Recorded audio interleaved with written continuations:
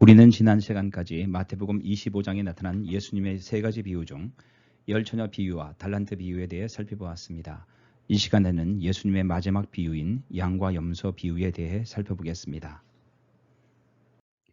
먼저 본문 말씀을 읽겠습니다. 31절 인자가 자기 영광으로 모든 천사와 함께 올 때에 자기 영광의 보좌에 앉으리니 모든 민족을 그 앞에 모으고 각각 구분하기를 목자가 양과 염소를 구분하는 것 같이 하여 양은 그 오른편에 염소는 왼편에 두리라.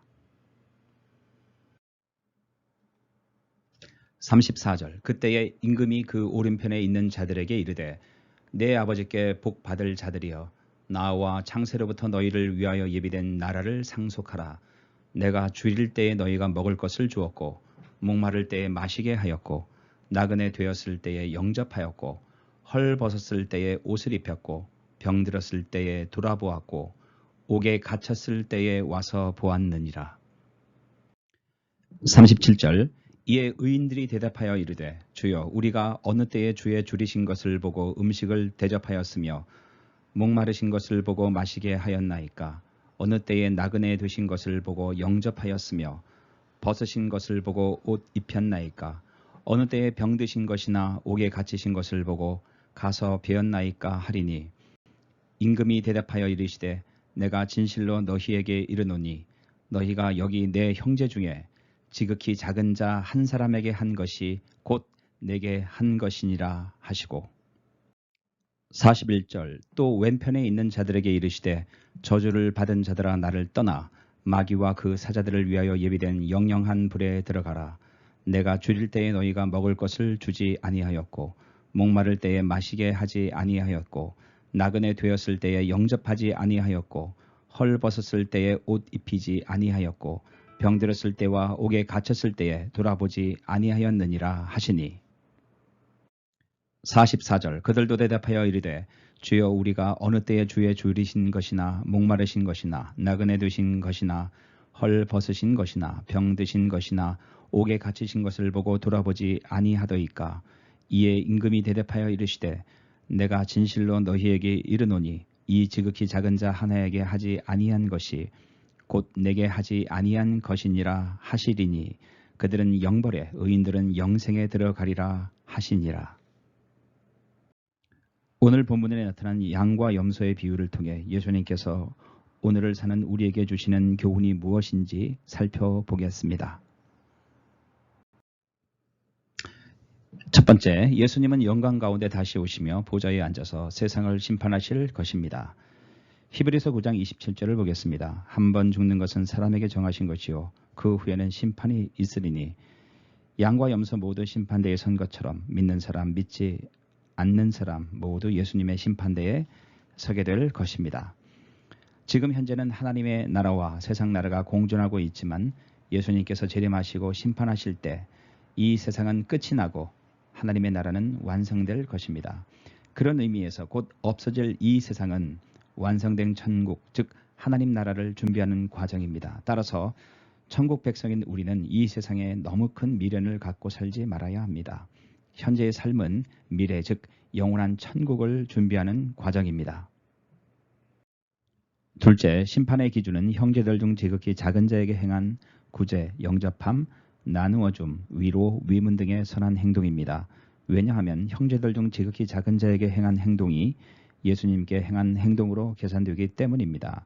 형제들 중 지극히 작은 자가 배가 고플 때 먹을 것을 주고 목이 마를 때 마실 것을 주고 헐 벗었을 때 입을 옷을 주고 병이 들었을 때와 감옥에 갇혔을 때 돌아본 자들은 영원한 천국에 들어가게 될 것이고 그렇게 하지 않은 자들은 영원한 불 속에 들어가게 될 것입니다. 이것이 바로 예수님의 심판 기준입니다. 이러한 심판 기준을 모르고 살다가 마지막 때 영원한 천국에 들어가지 못하는 일이 절대로 없기를 바랍니다. 요한일서 4장 20절을 읽겠습니다. 만일 누가 입으로는 나는 하나님을 사랑하고 있다고 하면서 믿음의 형제를 계속 미워하고 있다면 그는 거짓말쟁이입니다. 자기 눈앞에 있는 형제를 사랑하지 않는 사람이 어떻게 보이지 않는 하나님을 사랑할 수 있겠습니까? 보이지 않는 하나님을 사랑하는 방법은 보이는 형제를 사랑하는 것입니다. 이것은 십자가의 피로 구원받고 성령으로 변화된 자들에게서 자연스럽게 나타나는 모습입니다.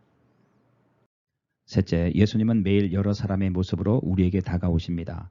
여러분의 삶 가운데 가장 중요한 사람은 누구입니까? 아마 대부분 가족이라고 말할 것입니다. 물론 당연한 말입니다. 하지만 또 한 가지 생각해야 할 것이 있습니다. 예수님께서 매일 여러 사람의 모습으로 우리에게 다가오신다면 우리의 삶 속에서 가장 중요한 사람은 바로 지금 만나고 있는 사람입니다. 다른 사람들과의 만남 속에 하나님의 계획과 섭리가 있습니다. 세상에 우연은 없습니다. 지금이 하나님의 뜻이고 지금 만나고 있는 사람이 바로 내가 사랑과 격려와 위로를 주어야 할 사람입니다. 그 사람에게 행한 선행을 예수님께서는 자신에게 한 것으로 계산하십니다. 넷째, 마태복음에서 소자, 즉 지극히 작은 자란 누구를 말할까요? 이 부분은 좀 더 깊이 생각해 봐야 할 부분입니다. 마태복음에서 형제, 소자, 지극히 작은 자 등의 용어는 예수님의 제자들을 의미합니다. 그런데 왜 이들이 굶주리고 목마르고 헐벗고 병이 들고 옥에 갇혔을까요? 바로 하나님 나라의 복음 때문입니다. 예수님의 제자들은 복음 때문에 굶주리고 목마르고 헐벗고 병이 들고 옥에 갇혔습니다. 이들을 영접하고 환대하고 돌보는 것은 바로 예수님을 영접하고 환대하고 돌보는 것입니다.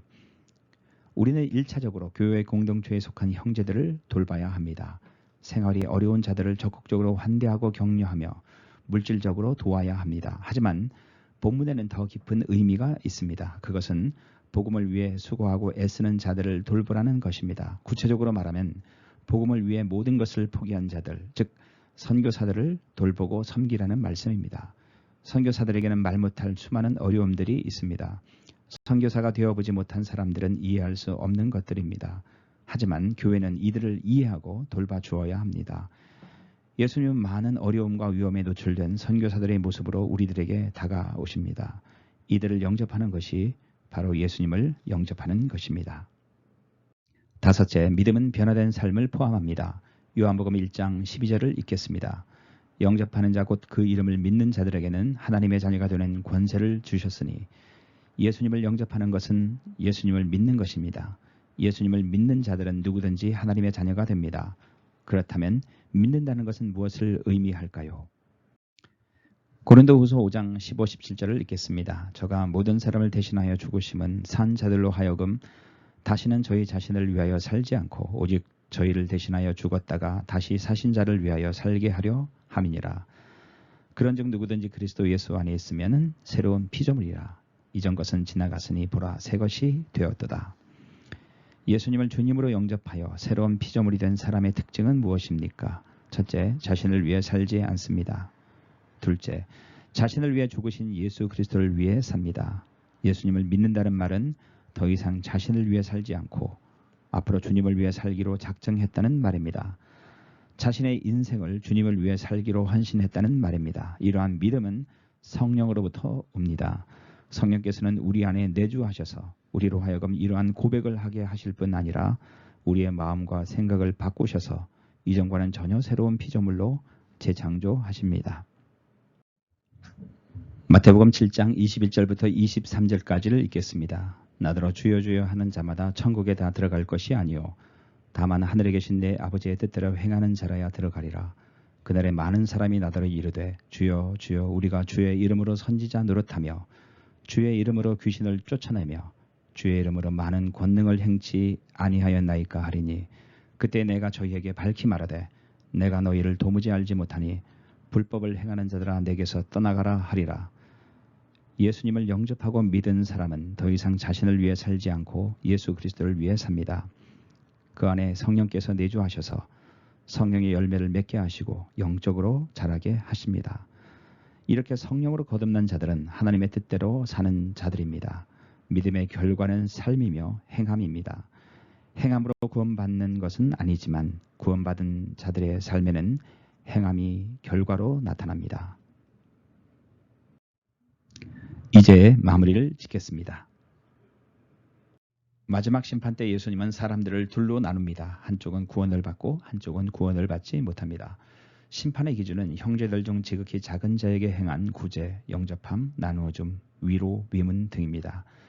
마태복음에서 형제들 중 지극히 작은 자는 예수 그리스도의 제자들을 의미합니다. 이들이 굶주리고 목마르고 병이 들고 입을 옷이 없고 옥에 갇힌 이유는 하나님 나라 때문입니다. 이들에 대한 선행은 곧 예수님께 대한 선행으로 간주합니다. 우리가 선행으로 구원받는 것은 아닙니다. 하지만 믿음은 반드시 선한 행동으로 나타납니다. 선행이 따르지 않는 믿음은 죽은 믿음인 것입니다. 선행은 형제, 즉 복음 전하는 자들을 구체적으로 사랑하고 돌보는 것입니다. 형제와 복음 전하는 사역자들을 구체적으로 사랑하고 돌보는 것은 우리가 하나님의 자녀이고 영원한 천국에 들어갈 수 있다는 강력한 증거가 됩니다. 요한일서 3장 14절을 읽겠습니다. 우리가 형제를 사랑함으로 사망에서 옮겨 생명으로 들어간 줄을 알거니와 사랑치 아니하는 자는 사망에 거하느니라.